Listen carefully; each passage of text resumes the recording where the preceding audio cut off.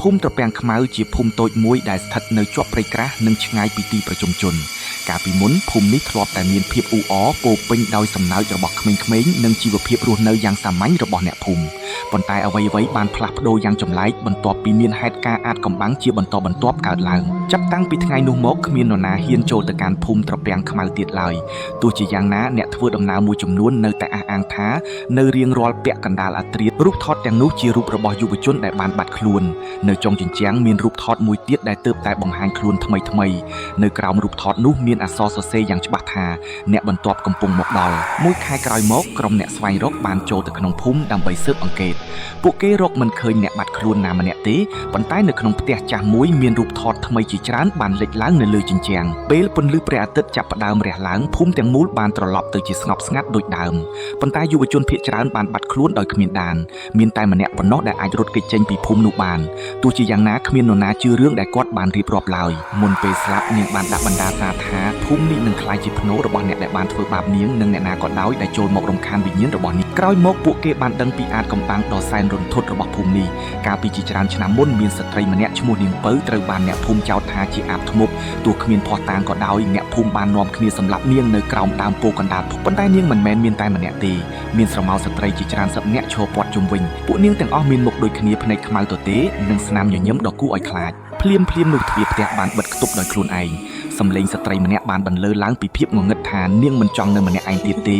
ហើយចង់ឲ្យមនុស្សទាំងអស់នៅជាមួយនាងជារៀងរហូតនៅពេលពួកគេងាកទៅមើលពួកគេបានឃើញស្ត្រីសម្លៀកបំពាក់ពណ៌សឈរនៅទីនោះរូបថតទាំងនោះមើលទៅចាស់ណាស់ដូចជាត្រូវបានថតទុកជាយូរមកហើយនៅខាងក្រោមរូបថតនីមួយៗមានការបរិច្ឆេទស្លាប់ដែលបានសរសេរទុកជាស្រេចខណៈពេលព្យាយាមស្វែងរកផ្លូវចេញពួកគេបានចូលទៅក្នុងផ្ទះចាស់មួយនៅលើជញ្ជាំងមានរូបថតអ្នកភូមិជាច្រើនព្យួរតម្រៀបជាជួរប៉ុន្តែអ្វីដែលធ្វើឲ្យពួកគេតក់ស្លុតគឺក្នុងចំណោមរូបថតទាំងនោះមានរូបរបស់ពួកគេផងដែរគ្រប់ទិសទីមានតែព្រៃងងឹតនិងសំឡេងខ្សឹបខ្សៀវហៅឈ្មោះពួកគេ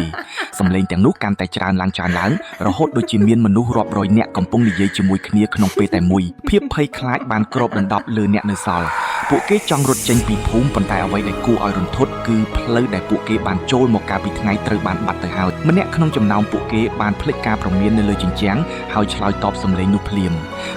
នោះខ្យល់ត្រជាក់មួយបានបក់យ៉ាងខ្លាំងហើយគាត់ក៏បាត់ខ្លួនពីមុខមិត្តភ័ក្តិទាំងអស់ដោយគ្មានដានពួកគេរត់ត្រឡប់មកវិញទាំងភ័យស្លន់ស្លោលុះដល់ម៉ោង 10 ពេលយប់ស្រាប់តែសំឡេងចម្លែកមួយបានបន្លឺឡើងក្នុងភាពងងឹតវាជាសំឡេងដែលហៅឈ្មោះពួកគេម្ដងម្នាក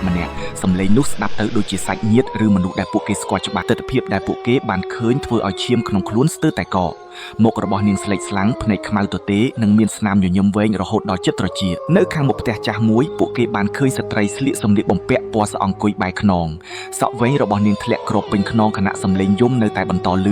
ម្នាក់ក្នុងចំណោមយុវជនទាំងនោះបានហៅនាងប៉ុន្តែភ្លាមនោះស្ត្រីនោះបានឈប់យំហើយងាកក្បាលមកក្រោយដោយមិនបង្វិលខ្លួនលុះដល់ជិតពាក់កណ្ដាលអាធ្រាត្រស្រាប់តែមានសំឡេងស្ត្រីម្នាក់យំលាន់មកពីចុងភូមិសំឡេងនោះស្ដាប់ទៅដូចជាការឈឺចាប់និងទុក្ខសោកយ៉ាងខ្លាំងអ្នកទាំងអស់គ្នាចាប់ផ្ដើមមានអារម្មណ៍មិនស្រួលប៉ុន្តែដោយសារចង់ដឹងពួកគេបាននាំគ្នាដើរទៅរកប្រភពសំឡេងពេលយប់ធ្លាក់ចុះពួកគេបានសម្រេចបោះតង់ស្នាក់នៅក្បែរសាលាចាស់នោះបរិយាកាសកាន់តែស្ងប់ស្ងាត់ហើយសូម្បីតែសំឡេងសត្វយំក៏ស្ទើរតែមិនឮដាច់ខណៈពួកគេដើរពិនិត្យជុំវិញស្រាប់តែម្នាក់ក្នុងចំណោមពួកគេបានប្រទះឃើញអក្សរចាស់សរសេរនៅលើជញ្ជាំងថាកុំឆ្លើយតបសំឡេងដែលហៅឈ្មោះអ្នកក្រោយម៉ោង 10 ពីយប់អ្នកទាំងអស់គ្នាសើចនិងគិតថាវាគ្រាន់តែជាការបន្លាចរបស់មនុស្សចំនួនមុនប៉ុណ្ណោះនៅកណ្ដាលភូមិមានដើមពោធិ៍ធំមួយដែលមើលទៅចាស់ជរាខ្លាំងហើយនៅក្រោមដើមពោធិ៍នោះមានសាលាចាស់មួយដែលពោពេញដោយធូលីនិងសំបុកពីងនៅពេលទៅដល់ភូមិទាំងមូលមើលទៅស្ងាត់រហូតគួរឲ្យព្រឺសម្បុរ